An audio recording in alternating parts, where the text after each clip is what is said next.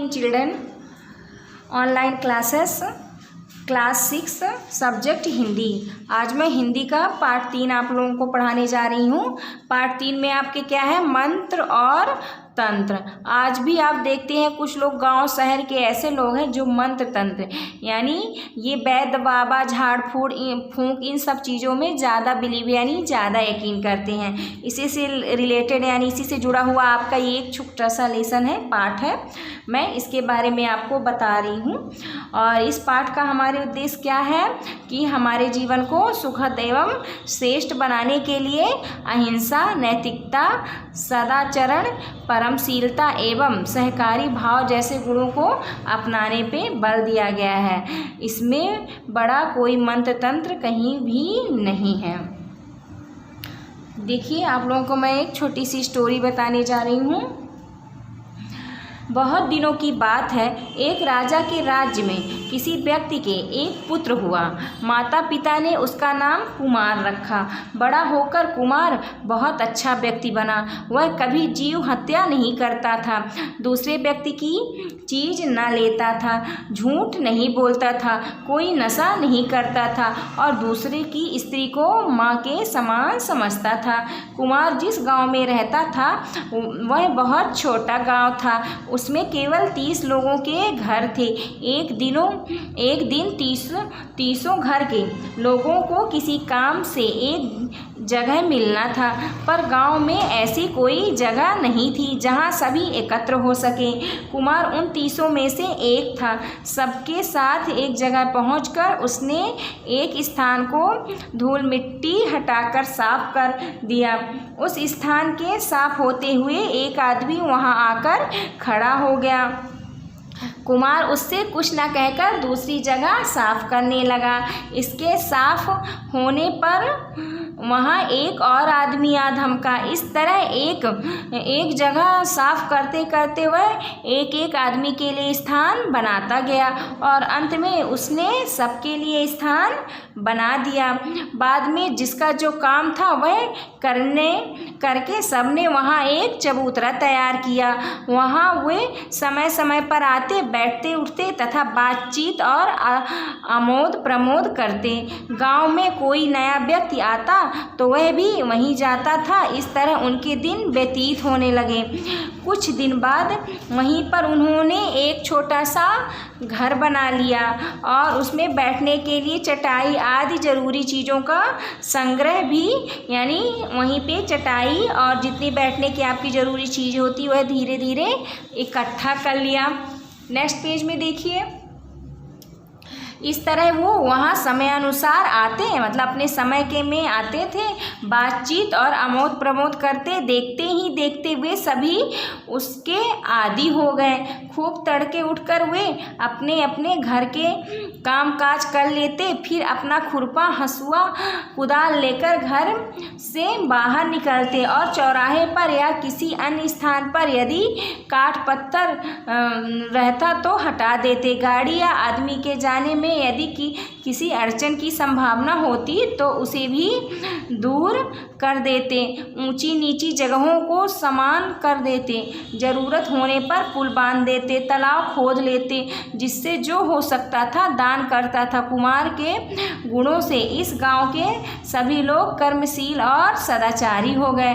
दिन बीतते लगे। इधर गांव के मुखिया ने सोचा कि बात क्या है। पहले तो गांव वाले बादशाही करते थे, शराब पीते थे और उनके द्वारा शराब पीने के कारण मेरी कुछ आमदनी भी हो जाती थी। शराब पीकर वे अंटसंट काम करते थे और उसके लिए उन पर जुर्माना करने से भी मेरी कुछ आमदनी हो जाती थी। पर इस कुमार ने गांव वालों को ऐसा बनाया कि ये न शराब पीते हैं न जीव हिंसा ही करते हैं, सभी भले मानस हो गए हैं। अच्छा ठहरो, राजा के पास इनकी शिकायत करके दिखा देता हूँ कि ये कैसे भोले मानस हैं। मुखिया राजा के पास जाकर बोला, महाराज, गांव के सभी लोग चोर हो गए हैं, इनका उपद्रव बहुत बढ़ गया है, कुछ उपाय न किया तो बचना मुश्किल है। राजा ने हुक्म दिया, जाओ चोरों को हाजिर करो। मुखिया ने सबको बंधवाकर हाजिर किया और राजा ने कहा, महाराज हुजूर के हुक्म के मुताबिक गांव के लोग हाजिर हैं। राजा ने उनमें से किसी से ना तो कुछ पूछा और ना कुछ कहा। उसने एकाएक हुक्म दे दिया, जाओ इन्हें हाथी के पैरों से कुचवाकर मार डालो। ये देखिए आपके चित्र में दिखाया गया, ये राजा ने हुक्म दे दिया है, पकड़ के वो लोगों ने उनको लिटा दिया, हाथी के पैर के नीचे कुचवाने का आदेश दिया गया है। नेक्स्ट पेज देखिए आप लोग। राजमहल में लंबे चौड़े आंगन में उन्हें बांधकर लिटा दिया गया। एक बड़ा हाथी मंगवाया गया। इन आदमियों में कुमार भी था। उसने सबको पुकार कर कहा, देखो भाई, यह ठीक है कि राजा अन्याय कर रहे हैं और यह भी सच है कि हम लोग को अभी मार डालेंगे, पर तुम लोग राजा पर क्रोध ना करना। जैसे अपना शरीर हमें अच्छा लगता है और उससे हम जैसे प्रेम करते हैं, राजा के शरीर से भी हम लोगों को वैसा ही प्रेम होना चाहिए।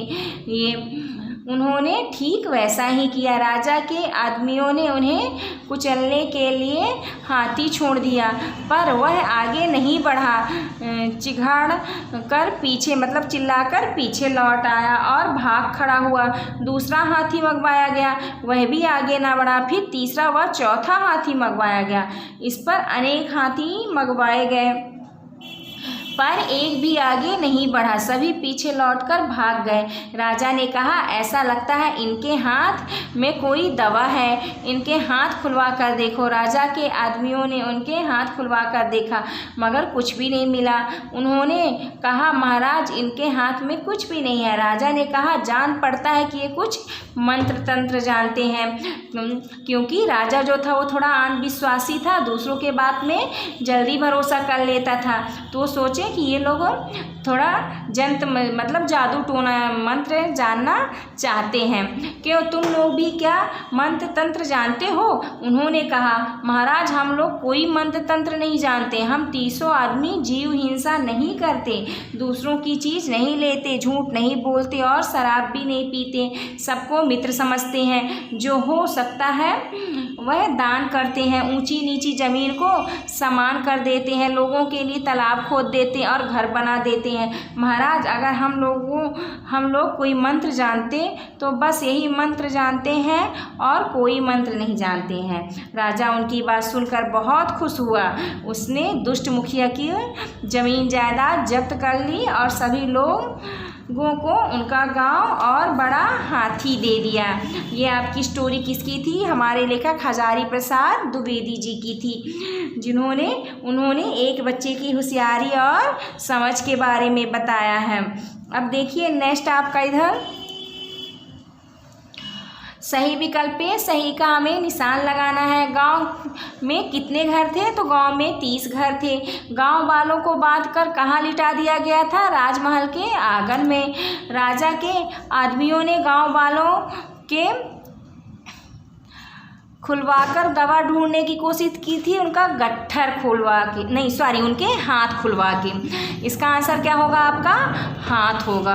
रिक्त स्थान भरना है हमें। गांव के लोग चबूतरे पर बैठकर क्या करते थे? बात करते थे, तो इसका आंसर बात होगा। गांव के लोग सुबह अपने हाथ में खुरपा और कुदाल लेकर निकलते थे। गांव के मुखिया ने राजा के पास जाकर कहा। देखते देखते वे सभी उसके क्या हो गए? आदी हो गए। कुछ दिन बाद वहीं उन्होंने एक छोटा सा घर बना लिया। अब आपको ये अनुच्छेद पढ़कर इसके आंसर बताने हैं। अगर आपसे बनते हैं तो ठीक है, नहीं तो इनके आंसर हम आपको बता देंगे।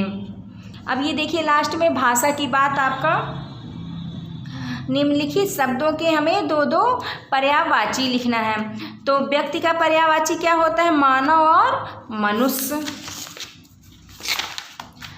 नेक्स्ट पेज देखिए आप अपना।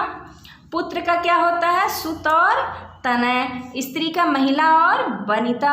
माता का जननी और माँ। राजा का नरेश और नीप। दिन का दिवस और वार। घर का आवास और गृह होता है। अब देखिए शब्दों में उचित स्थान पर अनुस्वार और अनुनासिक लगाकर हमें पुनः लिखना है। जैसे मंगवाया में ये देखिए हम अनुस्वार लगाए हुए हैं, चंद बिंदी लगवा के मंगवाया। लड़कियां को हम इस तरह लिखेंगे, जंगल संभावना, तंत्र का इस तरह तंत्र हो जाएगा, वहाँ का ये वहाँ हो जाएगा, हसुआ का इस तरह हम हसुआ लिखेंगे, गांव का ये गांव आपका हो गया है। ये देखिए आपको ये मिलते जुलते ऐसे शब्द दिए गए हैं, तो पाठ में जो ऐसे युग में आए हैं उनको आप ढूंढकर आपके इसमें बुक में यहाँ पे फिल करना है। अब देखिए नेक्स्ट,